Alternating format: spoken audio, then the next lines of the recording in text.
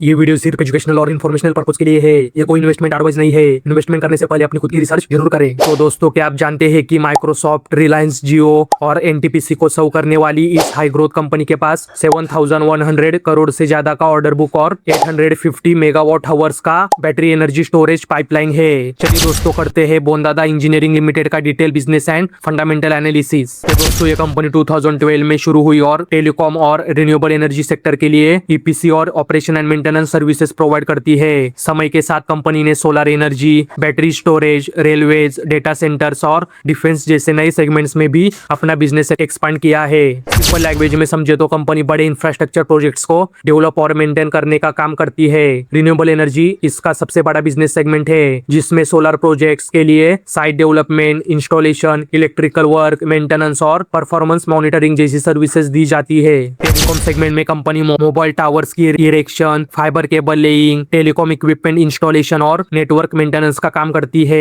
इसके अलावा railway signalling और कवच रिलेटेड टेलीकॉम इंफ्रास्ट्रक्चर में भी कंपनी काम कर रही है। कंपनी का एक बड़ा focus battery energy storage system पर है। रिन्यूएबल एनर्जी को इफिशिएंटली स्टोर करने के लिए बैटरी स्टोरेज की जरूरत बढ़ रही है। कंपनी के लगभग 850 मेगावाट हावर्स के battery energy storage system projects execution में है। डेटा सेंटर सेगमेंट में भी कंपनी एंट्री कर चुकी है। टेलीकॉम इंफ्रास्ट्रक्चर के अपने एक्सपीरियंस का फायदा उठाकर कंपनी डेटा सेंटर्स के ऑपरेशन एंड मेंटेनेंस यानी मेंटेनेंस और up time management services provide कर रही है। फिलहाल कंपनी माइक्रोसॉफ्ट के हैदराबाद डेटा सेंटर फैसिलिटी को मैनेज कर रही है। कंपनी के पास तेलंगाना में टेलीकॉम टावर मैन्युफैक्चरिंग फैसिलिटी है, जिसकी टावर फैब्रिकेशन कैपेसिटी लगभग 12,000 मैट्रिक टन पर ईयर है। आंध्र प्रदेश फैसिलिटी में AAC blocks, UPVC Windows, aluminium Windows और स्टील स्ट्रक्चर्स भी मैन्युफैक्चर किए जाते हैं।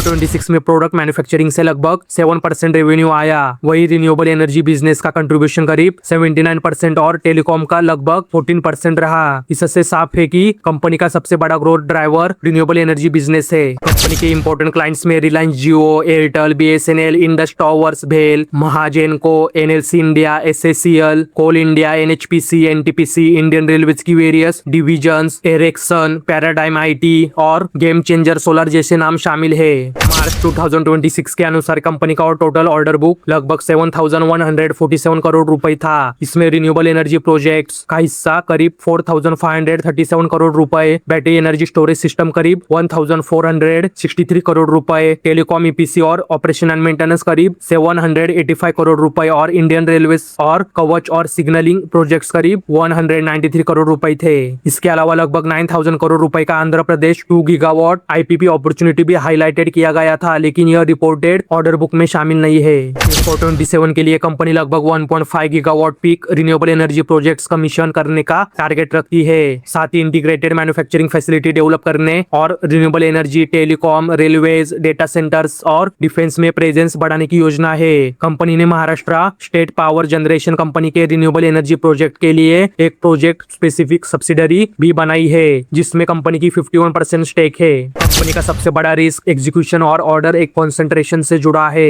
रिन्यूएबल एनर्जी बिजनेस से रेवेन्यू का बड़ा हिस्सा आता है, इसलिए गवर्नमेंट पॉलिसीज और सोलर प्रोजेक्ट डिमांड में बदलाव असर डाल सकता है। बैटरी एनर्जी स्टोरेज सिस्टम और डेटा सेंटर्स जैसे नए बिजनेसेस में एक्सपेंशन के साथ एग्जीक्यूशन और कैपिटल रिक्वायरमेंट का रिस्क भी रहेगा। बड़े ऑर्डर बुक को समय पर एग्जीक्यूट करना फ्यूचर परफॉर्मेंस के लिए काफी इंपॉर्टेंट होगा। तो दोस्तों, ओवरऑल ये कंपनी टेलीकॉम से निकलकर renewable energy, battery energy storage system, railways और डेटा सेंटर्स जैसे हाई ग्रोथ सेक्टर्स में तेजी से एक्सपेंड कर रही है। लगभग 7,147 करोड़ रुपए का ऑर्डर बुक, बड़े कॉर्पोरेट क्लाइंट्स और नए बिजनेस सेगमेंट्स इसके प्रमुख पॉजिटिव फैक्टर्स है। लेकिन इतने बड़े एक्सपेंशन और सक्सेसफुली एग्जीक्यूट करना और रेवेन्यू को डाइवर्सिफाई करना कंपनी के लिए सबसे इंपॉर्टेंट चैलेंज रहेगा। तो दोस्तों, अभी हम बात कर रहे हैं बोंदादा इंजीनियरिंग लिमिटेड इस कंपनी के बारे में। तो दोस्तों, अभी हम बात करते हैं इस कंपनी के फंडामेंटल्स के बारे में। तो दोस्तों, इस कंपनी का मार्केट कैप आप स्क्रीन पे चेक कर सकते हो। इस कंपनी का स्टॉक पी इंडस्ट्री पी के मुकाबले महंगा नहीं है, जो कि अच्छी बात है। इस कंपनी का आरओसी और आरओई दोनों 35% से ज्यादा है, जो कि अच्छे नंबर से।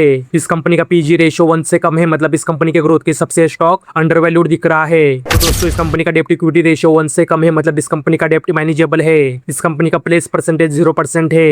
कंपनी के प्रमोटर्स के पास 61.5% का स्टेक है। एफआईएस के पास 0.53% और डीआईएस के पास 0.12% का स्टेक है। तो दोस्तों इस कंपनी का सेल्स और नेट प्रॉफिट आप स्क्रीन पे चेक कर सकते हो। तो दोस्तों इस कंपनी का सेल्स ग्रोथ और प्रॉफिट ग्रोथ आप स्क्रीन पे चेक कर सकते हो। तो दोस्तों ये था बोनदादा इंजीनियरिंग लिमिटेड का डिटेल में बिजनेस एंड फंडामेंटल एनालिसिस। तो दोस्तों अगर आपको वीडियो पसंद आया हो तो वीडियो को लाइक शेयर और चैनल को सब्सक्राइब करना ना भूले। धन्यवाद।